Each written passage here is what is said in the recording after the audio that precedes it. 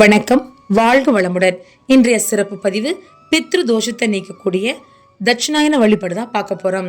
நாளைய தினமான ஆடி 1/17/7/2025 தினத்துல சூரிய பகவான் தன்னுடைய திசையை திருப்பி தட்சிணாயன காலத்துல ஆடி மாதம் சொல்லக்கூடிய கடக ராசிக்குள்ள நுழைய இருக்கிறார். கடக மாதம்னு சொல்லக்கூடிய ஆடி மாதம் முதல் மார்கழி மாதம் வரை 6 மாதங்களை தட்சிணாயன காலம்னு சொல்றோம்.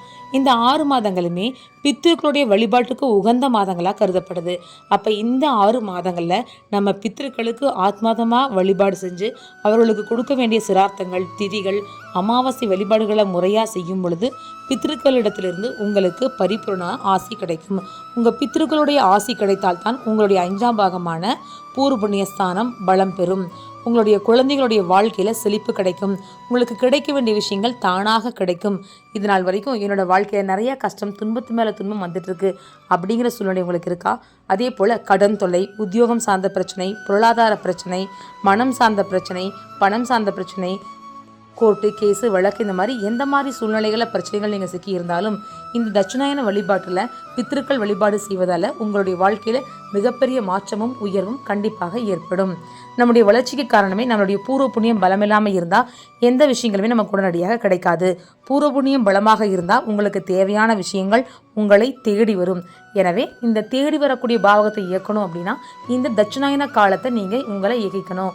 அப்போ இந்த 6 மாத காலங்களில் வரக்கூடிய மகளாயபட்சம் சொல்லக்கூடிய 3 அமாவாசைகளில் அதற்கு முறையாக நீங்கள் வழிபாடு செய்து உங்களுடைய பித்ருக்களுக்கு, உங்களுடைய முன்னோர்களுக்கு சிரார்த்தம் திதிகளை கொடுத்து பித்ருக்களிடமிருந்து பரிபூர்ணமான பித்ருக்களுடைய ஆசையை நீங்கள் பெறலாம்.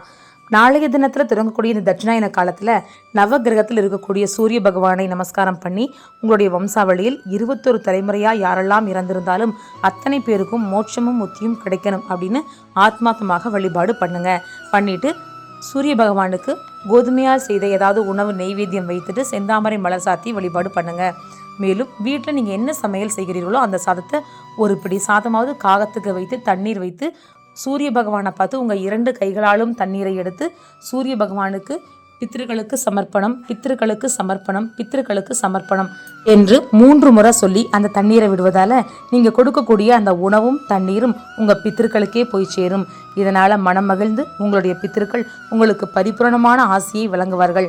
இதனால் நீங்களும் உங்கள் குழந்தைகளும் உங்களுடைய பூர்வ புண்ணிய ஸ்தானமும் பலம் பெறுவது மட்டுமில்லாமல் உங்கள் வாழ்க்கையில் நீங்கள் எண்ணிய காரியம் அனைத்தும் ஈடேறும். பழைய தட்சிணாயன தினம் ஆரம்பமாகக்கூடிய ஆடி 1ஆம் தேதி நவகிரகத்தில் இருக்கக்கூடிய சூரிய பகவானுக்கு செந்தாமரை மலர் சாற்றி கோதுமையாலான நெய்வேத்தியத்தை வைத்து வழிபாடு செய்வதால் உங்கள் வம்சாவளி 21 வம்சாவளியில் யார் யாரெல்லாம் இறந்தார்களோ அத்தனை பேத்துக்கும் மோட்சமும் முத்தியும் கிடைக்கணும். பித்ருக்களுடைய ஆசி உங்களுக்கு பரிபூரணமாக கிடைக்கணும்.